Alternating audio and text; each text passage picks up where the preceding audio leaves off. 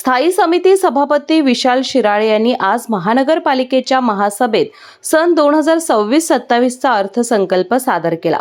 यावेळी हा अर्थसंकल्प महापौर रूपाराणी निकम यांच्याकडे सुपूर्द करण्यात आला। या अर्थसंकल्पात महसुली, भांडवली, विशेष प्रकल्प तसेच केंद्रीय वित्त आयोगाअंतर्गत मिळून एकूण 1497.49 कोटी रुपयांची अपेक्षित जमा दर्शविण्यात आली आहे।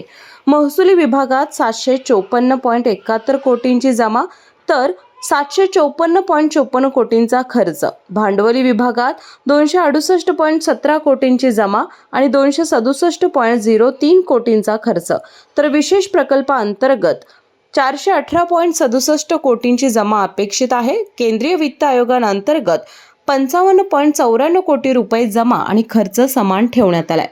या अर्थसंकल्पामध्ये प्रदूषणमुक्त कोल्हापूरसाठी 100 इलेक्ट्रिक बसेसचा प्रकल्प राबविण्यात येणार असून त्यासाठी आवश्यक हाय टेन्शन लाईनचं काम पूर्ण करण्यात आलंय। डेपो विकासासाठी 17 कोटींची तरतूद करण्यात आली आहे।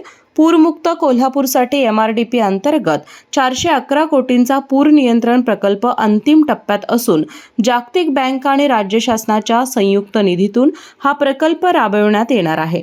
यामध्ये नाले संरक्षण, भिंती, गाळ काढणे, कळंबा तलावास फ्लड गेट बसविणे अशा उपाययोजना आहेत। केशवराव भोसले नाट्यगृहाच्या पुनरुज्जीवनासाठी 31.54 कोटी खर्च करण्यात येत असून अत्याधुनिक ध्वनी व्यवस्था आणि स्टेज उभारण्यात येत आहे।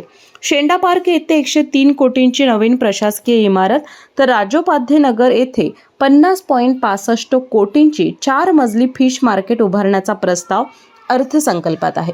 वाहतूक कोंडीवर पर्याय म्हणून तावडे हॉटेल ते शिवाजी पुलापर्यंत एलिव्हेटेड कॉरिडॉर तर सुरक्षेसाठी सुरक्षित शहर प्रकल्पाचा दुसरा टप्पा 15 कोटी प्रस्तावित आहे। स्वच्छ भारत मिशन अंतर्गत कचरा व्यवस्थापन, CNG ऑटो टिपर, आधुनिक गटर सफाई मशीन, स्मार्ट महिला पावडर रूम, सौर ऊर्जा प्रकल्प, प्राणी कल्याण, तीर्थक्षेत्र विकास, स्मार्ट शाळा, ड्रोनद्वारे फवारणी, पाणी गळती शोधणारी रोबोटिक यंत्रणा असे अनेक महत्त्वाकांक्षी उपक्रम अर्थसंकल्पात समाविष्ट आहेत। हा अर्थसंकल्प सभागृहात एकमताने मंजूर करण्यात आला।